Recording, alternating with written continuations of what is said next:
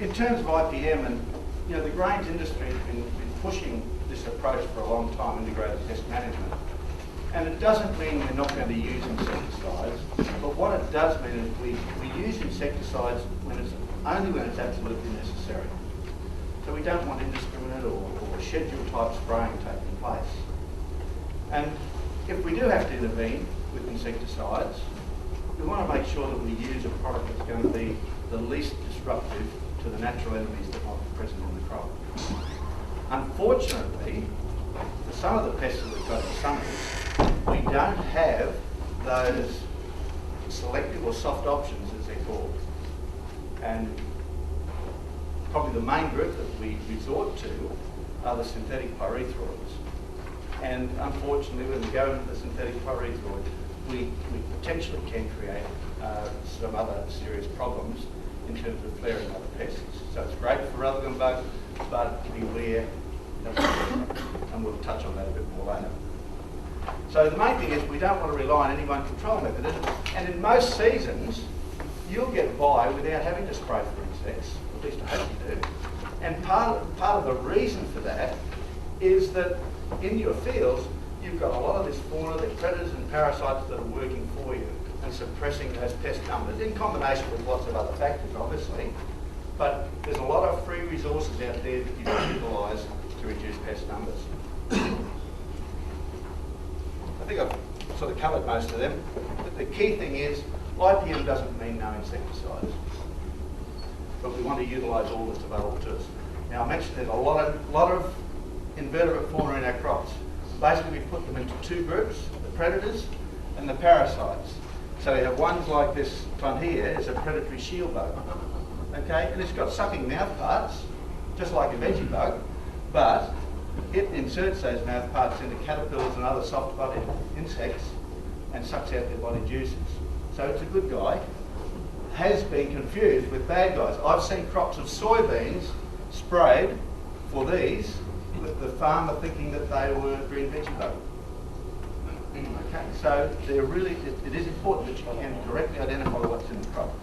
Most of the predators that you'll get, and there's a whole host of them, are what we call generalists. So they'll feed on whatever they can find that's soft-bodied and succulent. And that includes feeding on themselves or their brothers and sisters and aunts and uncles, whatever. We then have parasites, and most of these are either flies or wasps, and they tend to be fairly specific in what they attack. So in the case of some of the wasps that you've got, they'll only attack larvae of the Helicoverpa, others only larvae of the cutworms, and so on. A few of them might spread across a couple of different species or even a couple of genera, but usually they're fairly specific in what they'll attack. So they're highly specialised. The other natural enemy that contributes to management out there are diseases. So we've got viruses, bacteria, and fungi. Now we've got a couple of those that are actually commercialised. So we're all aware of BT, products like Dipel. That's a bacterium that kills caterpillar pests predominantly. No effect on bugs and beetles and things that we might encounter. And we've got Vivusmax, the NPV that's used against Helicoverpa. Again, it's a very specific virus and will only kill larvae of Helicoverpa. So, it's not a broad brush approach. It's very selective in what it will do. I mentioned there, we need to know what we're dealing with because, like I said before, wrong decisions can be made. And in knowing what you're dealing with, you can then source the sort of information on the life cycle. How long does the thing take to develop? What is its life cycle? Does it go egg, larvae, pupa to adult? Or does it, like a bug, go from egg to immature nymph to adult? What are some of the factors that influence their abundance in a region? Do they migrate in, or are they resident in our fields over a long period of time? And know what sort of damage they're likely to do to our crop. And having done that, of course, we can then determine when we should control them and what we might use. So we've got the pests broken down into three broad stages of the crop growth. So establishment, the vegetative growth stage, and the reproductive or budding and flowering stage. And they're sort of a broad example of the pests we encounter. If you've got other pests that you've encountered in sunflowers, let me know, because we'd like to talk about them a bit more. But we won't spend a lot of time with them individually, but we will spend more time on some of them. So with establishment pests, and we've already seen or heard today how important it is to get a uniform plant stand. A gappy stand costs you money. And establishment pests, if they're out there, they're eating germinating seeds and seedlings. And what are they doing? Creating gappy stands, aren't they? They potentially will cost you money. Now, the seedling may be attacked as a germinating, or the sunflower plant may be attacked as a germinating seed in the ground, things like wireworms and false wireworms, or after it comes out of the ground, they can attack the above ground parts of the plant. And there's quite a few species that potentially will do that. But the end result, though, is reduced plant stand and the potential to cost you money. Now, I remember when they were having major problems with establishment pests in central Queensland in the late 70s and 80s, they compensated for insect damage by just increasing their seeding rate. Of course, the outcome of that was there were high density patches of plants and low density patches of plants, and it was not a successful tactic. It still cost them yield. The secret is really to target the problem in the first instance, and we'll talk about that in a moment. So the ones you're probably going to encounter quite commonly are things like the false wireworms and true wireworms. These are the pie dish beetles, and these are the click beetles. The larvae, which are down here, are going to be the major problem. Occasionally, and I think probably more commonly than not, you may encounter problems with cutworms. Often they'll be present at low densities, but there's something that is often in a field, and in fact all of these establishment pests are resident in the fields at the time of sowing. So they don't come in afterwards, they're already there. And particularly in the case of cutworms, they're usually associated with a weedy fallow period. So weeds in the field up to 6 weeks before sowing can be a precursor to you having a problem with cutworms. And cutworms, you see the larvae here, they typically curl up into a letter C when you handle them. They're dark and oily skinned, look like they're wet all over when you pick them up. They don't come out onto the surface except at night. So during the day they're sheltered down in the soil, come out in the evening to spray, and if you do have to spray for cutworms, the best time to spray is late in the afternoon so that you've got fresh chemical deposits out there ready for when they come out of the soil to feed at night. This other group, and I won't deal at length with these, but these contributed to a lot of the problems in central Queensland through the 80s in terms of attacking the above ground parts of the plant. But they're fairly successfully managed now and not a major problem. Blackfield earwigs are something that it's a major pest of maize, in particular on the heavy black soils. But Joe's suggested or telling me that down here you may encounter European earwigs that will or have the potential to attack those young plants. White fringed weevils, another one, not something that I've encountered in the northern region extensively, but the weevil can't fly, and its larvae feed on the taproot of legumes. So again, they're very resident pests. The only problem you'd ever expect to encounter them is if you were following a pasture rotation or a legume crop, potentially. But has anyone experienced problems with white fringed weevil? In Lucerne? Yep, that's right. Not normally expected as a problem in sunnies. And Sue Thompson alluded to the problem related to thrips and transmission of tobacco streak virus. Not an issue for you down here. The only other thing that can occur with thrips is in cold weather, under high thrip numbers, the plants grow slowly, and you can get this distorted growth of the young terminals. It's really just a cosmetic thing. The plants will grow out of that without suffering any ill effects. Monitoring for these soil insects is really hard. As I said, they're resident in the fields before you go. If you've had rain, so a planting rain, or if you've watered up, that's probably the best time to try and sample for them, because a lot of the soil insects move at that moist, dry interface in the soil. So if the soil's wet up, they'll be close to the surface. If it's dry or drier, they move down into the soil and they're harder to find.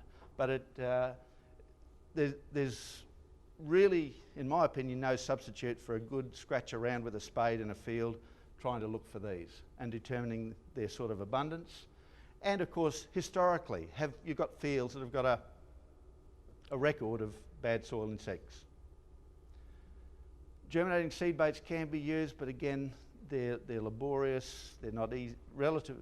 In relative terms, they're not easy to use. But be aware that they can be used and are quite effective for some insect species. In terms of what do you do about these soil insects, in my opinion, I don't think you can go past using seed dressings. They will not control high densities, or they will not be effective against high densities of any of these pests. But under low to moderate pest pressure from any of these insects except cutworms, your seed dressings will do a pretty good job. Now, I specifically exclude cutworms from there because the experience is that they will still cause damage even to treated seed. Sure, you might kill a few of the cutworms that are in a field, but invariably if they're in significant numbers, the dressing won't be sufficient and you're going to have to look at an over-the-top spray of those young plants. Historically, we used to use in-furrow spraying of products like chlorpyrifos or granular applications of counter, that's Turbufos, and some growers still use those, but by and large, seed treatment seems to be the preferred option to go. And in central Queensland, where those above ground insects were active, the insecticidal grain baits have worked and still continue to work very well.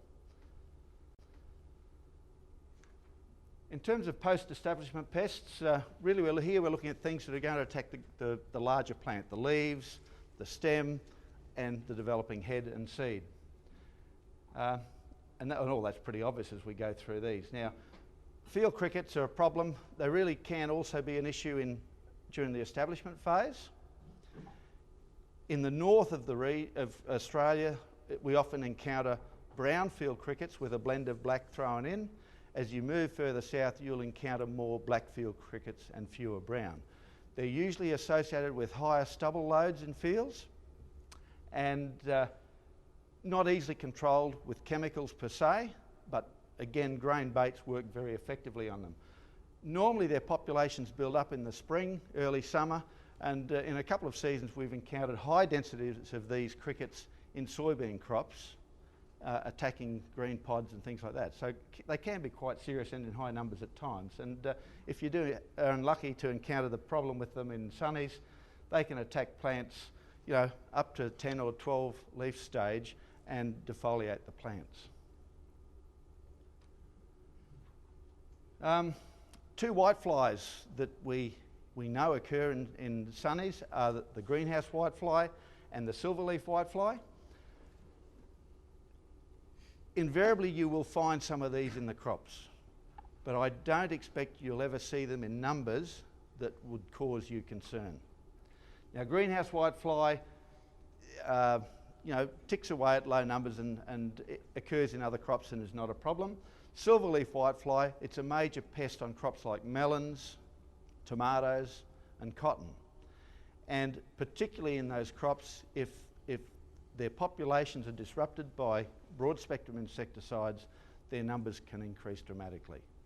But I've never seen a population of whitefly in sunnies that has caused us any serious concern. Sure, you can get some high populations, particularly in the northern areas where the seasonal temperatures are warmer, you get more generations cycling over.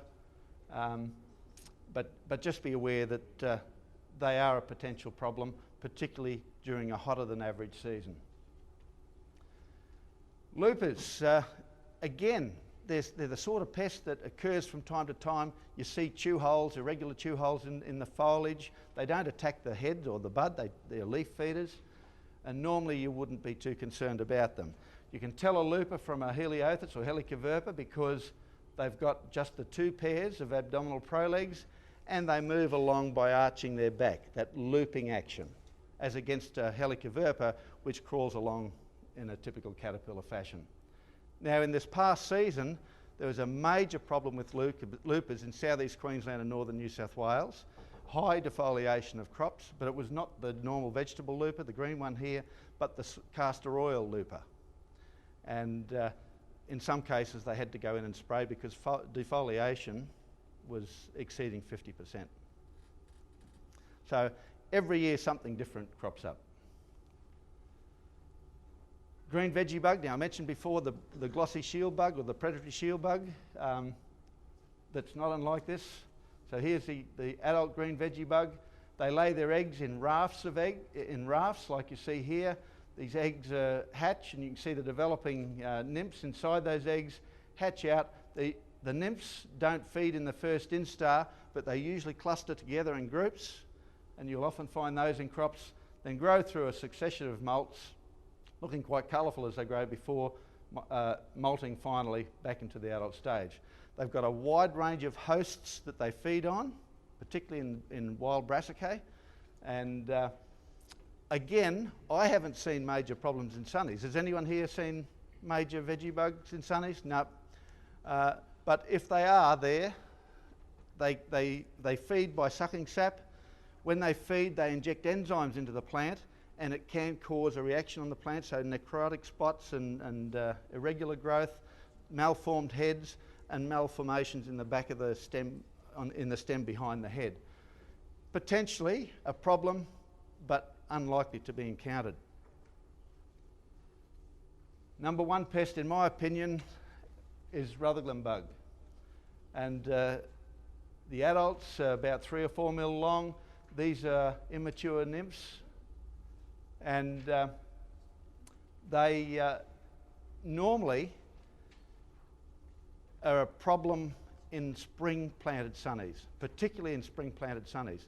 And the reason for this is that these Rutherglen bug breed up in inland parts of Australia during favourable years, during the winter, early spring months. And obviously it's still cold at night, but the daytime temperatures are out there are warm enough for them to cycle over. Now what happens in the spring is that those ephemeral hosts that they're feeding on, and they're seed feeders predominantly, those ephemeral hosts start to dry off in the spring, early summer. And they've got to get out of there. It's getting hot, there's no food for them. What do? They take to the air. And so when we have those northwesterly winds, those hot northwesterly winds ahead of those frontal systems, we can often have large populations of these bugs deposited on our doorstep. They can move several hundred kilometres in a night and arrive at our crops.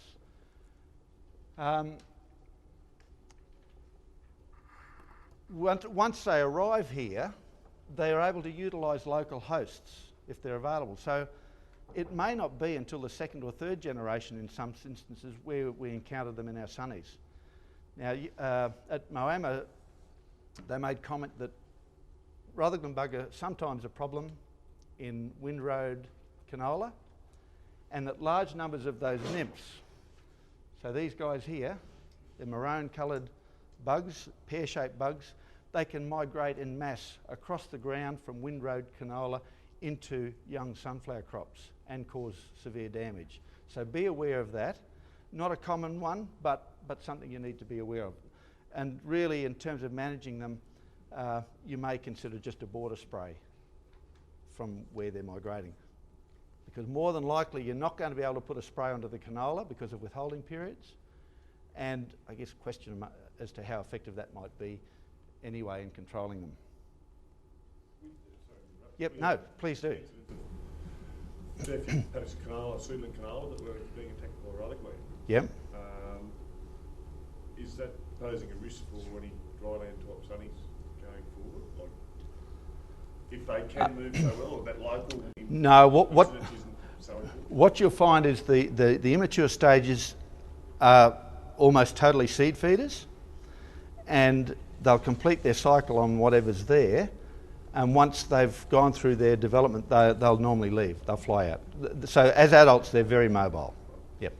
But they do require, well, two things. The adult requires a protein source to mature its eggs, and the nymphs then must feed on seed to survive. So although you see the adults feeding on sap, the nymphs require seeds.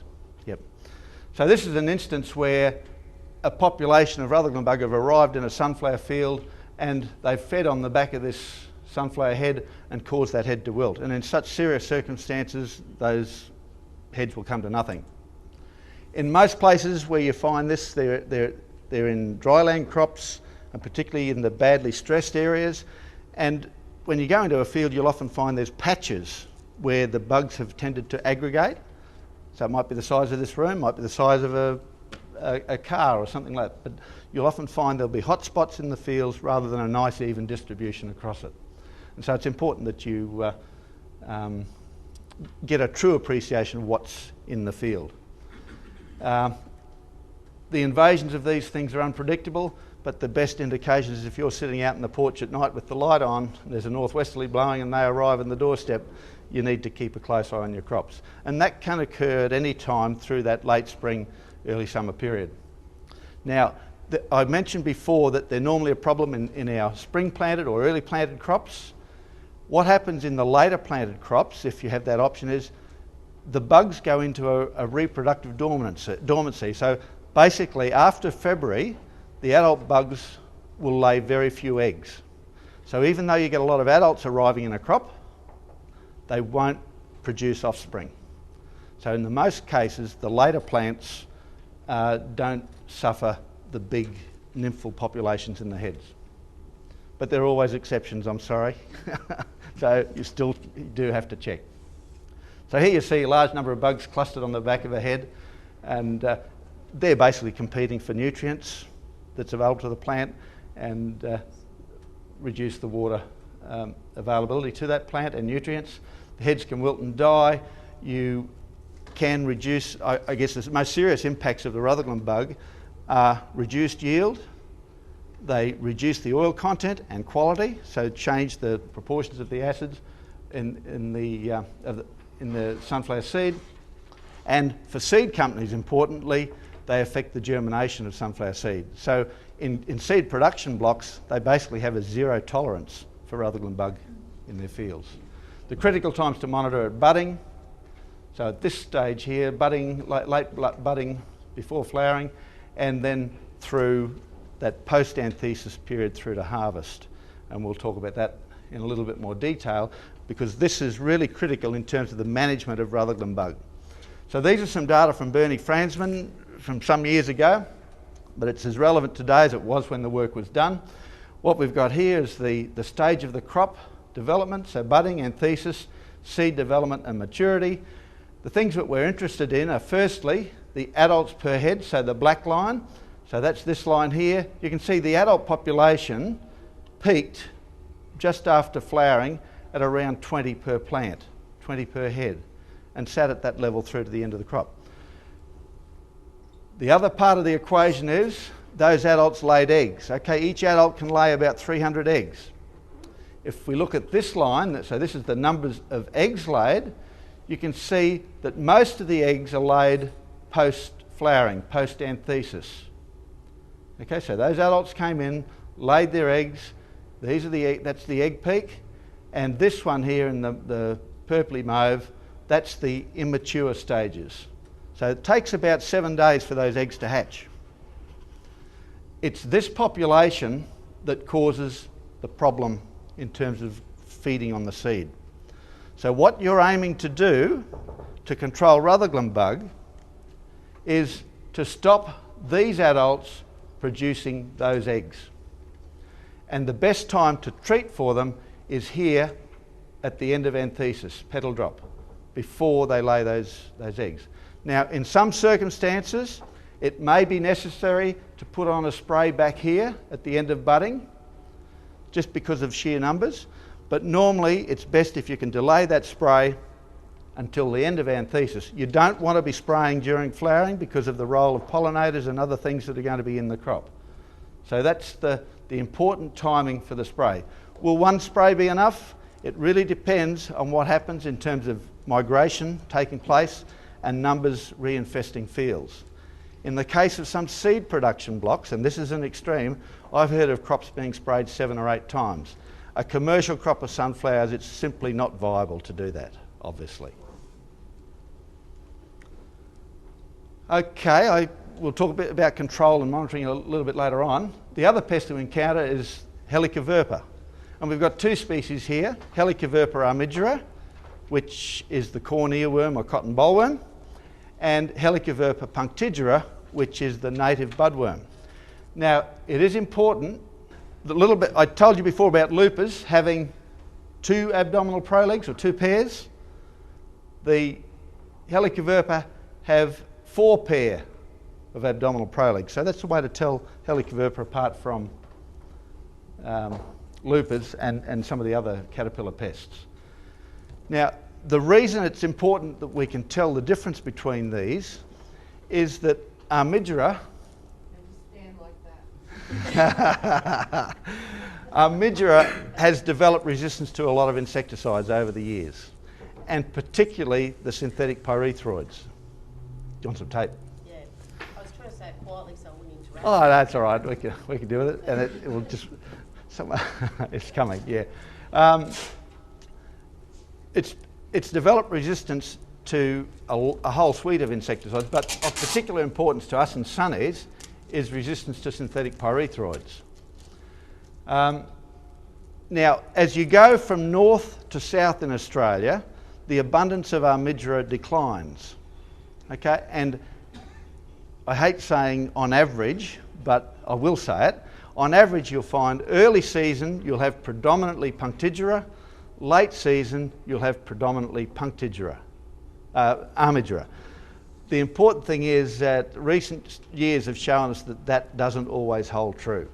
And it presents a real predicament for us because it is important you know what species you're dealing with if you have to control those caterpillars in our sunny crop. And we'll talk about that a little bit more in a moment. This one is an armigera. You can see he's got dark or really black legs there. But the more important diagnostic feature is those hairs behind the head on an armigera are silver, like my hair, and punctigera, like me when I was a lot younger, and I had dark hair. So punctigera hairs are black on large larvae, armigera hairs are fine and white. Now, I mention this because clearly if you've got large larvae, you've got a problem on your hand, and if they do need control. But if you go and spray those large larvae with a pyrethroid, and they are armigera, you won't get a very good job. However, if they're large larvae and they're punctigera, you'd expect to kill the majority of them.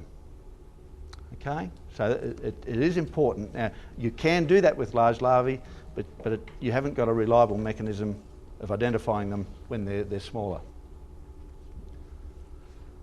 The sorts of problems that they can do. In the worst case scenario that I've seen was an egg lay in early vegetative plants. So these plants were only 30 centimetres high, but we had a massive egg lay. The plants were covered in eggs. The larvae developed through, and in this particular case, we had 17 larvae per head reach maturity. Now, we didn't spray those, well, we did a trial actually, and it was a fairly recent trial back in 1983. And Loretta would have discarded that because it doesn't fit her time frame, but that's about some of the only work that's been done. But we took that crop through, so we sprayed plots and unsprayed others and measured the yield, and we got no yield difference whatsoever. Now, why was that so? Well, largely because most of the feeding was on the backs of the heads, and we had very low incidence of the Rhizopus head rot.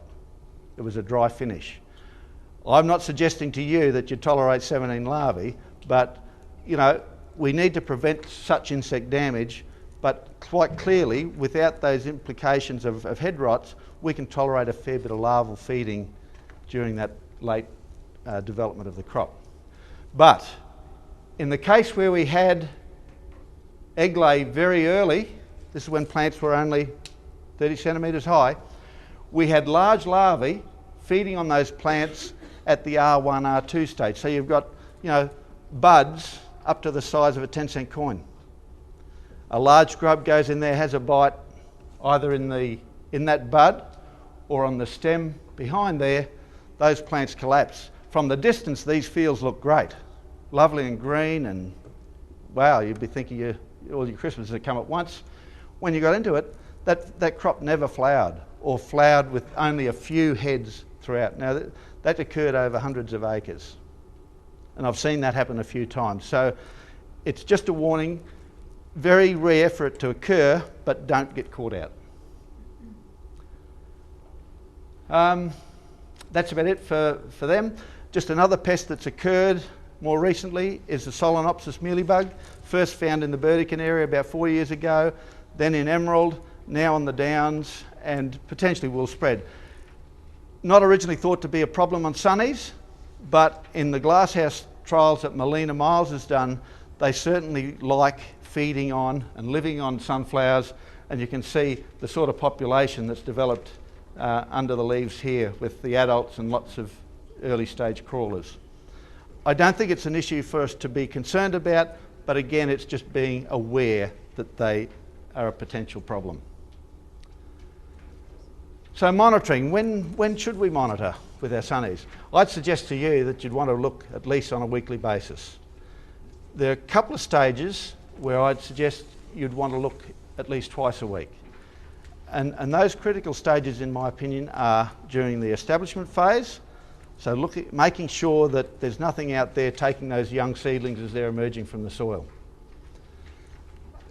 Often you hear people driving by their fields from a distance, looking in and wondering why the crop isn't emerging. You know, they expect it to be up in 4 or 5 days and the plants just aren't there. And on closer inspection, we'll often find that there's been cutworms in there, chewing those seedlings off as fast as they're emerging. So, you know, you need to be able to identify those problems early in the piece so you can take remedial action. The other stage when I suggest a bit more frequent inspections would be around that budding post-flowering period, so that you can make sure that you get those adult bugs in a timely way. Remember I said to control those Rutherglen bug, you really want to spray at the end of flowering if they're present in above threshold numbers. If you delay that spray and those bugs have laid a lot of their eggs, there's not a lot you can do to control that nymphal population. Now, part of the reason for that is those bugs, those young bugs that hatch, are down there between the developing seeds. They're sheltered, and as that head matures, it turns over a bit. And it's physically impossible to get chemical into where they are. A couple of times I've seen it work, and it was only where the heads were facing the east with a strong easterly breeze and the aerial applicator was able to drift chemical into the face. To get those circumstances is not very reliable. So it comes back to containing the problem early on. Just a record sheet that we use. Now the economic thresholds are on, I think they're about page 54, and I'm not going to go into those in detail here, but they're all clearly marked out there. And the insecticides that you would consider for use are on page 62, I think, to 65. Yeah, that's all right. I'm pretty sure that's it. If we do spray, we want to make sure that we're not wasting our money. So we only spray when it's absolutely necessary. And I guess that's the equation. The cost of damage is anticipated to exceed the cost of control. Now, in terms of chemicals that are available to us, we are a little bit limited, and we need to consider those options very carefully. Now, in terms of Rutherglen bug, synthetic pyrethroids are by far the best option. In fact, they're about the only option that's available to us. The problem with them is that they are broad spectrum insecticides. And by that I mean they will kill a lot of other fauna, both good and bad. And what sometimes happens, remembering we might be spraying these at budding or post-flowering, that usually coincides with a time when the Helicoverpa are also laying eggs in the crop. If you spray for Rutherglen bug and that egg lay is predominantly Armigera, invariably in 7 to 10 days you'll be walking back into that crop and having to call the spray back to spray for Helicoverpa. And if you have to spray for Helicoverpa and they're Armigera, by that stage they're going to be medium and large larvae, the only option available to you is methomyl. Okay? Now, what some growers are doing, if they have to spray for Rutherglen bug at that post-anthesis, they put in some Vivus Max, some of the virus, which controls Helicoverpa at that very early stage. And it works very successfully. But, you know, that's a matter of weighing up the conditions, the situation, and using those tactics in the best possible way. But just remember, Vivus Max and Gemstar will only kill larvae less than about 13 millimetres in long. The smaller the larvae, the better the effect. If you've got larger larvae, don't even consider the virus as an option, because it will not kill them in time. Lots of considerations in terms of chemical use, and I haven't got the time to go into that now, but all that information is available to you. I think we've covered a lot of that. We've talked about the residual action of the options for Rutherglen bug. Now, one of the problems we've encountered with Rutherglen bug, and it's happened numerous times to me, a grower or a consultant has rung up and said, oh look, we've gone in with a pyrethroid and the bugs are there straight back in. Have we got resistance? The simple answer is no. Resistance in Rutherglen bug is not an issue. It's usually a case of just rapid reinvasion. Now in our trial, which we did, it's not that one, this one in sunflower a couple of years ago, well, 7 years ago, it was 2005, gee, time flies. We put on a couple of different chemicals because we're trying to find a more selective option for Rutherglen bug. We know how disruptive pyrethroids are. Could we find something a little bit softer? And we tried Steward at a couple of rates, and we tried Regent, Fipronil, and of course the standard was alpha-cypermethrin. These are the counts at 3 days in blue and 6 days in maroon. And you can see in these trials, and we repeated this a few times, all of these treatments significantly reduced the population, pretty much in line with what Dominex was doing. And it was on the basis of those data that we obtained firstly a permit for Steward use in seed production crops, and subsequently we got a permit for Steward in conventional commercial crops. Only for Steward at that time, not for Regent, and Regent is still not registered, and nor is Steward, but ASA is seeking to get a renewal of that permit for sunflower, and I guess Liz in the newsletter will keep us informed as to how that progresses.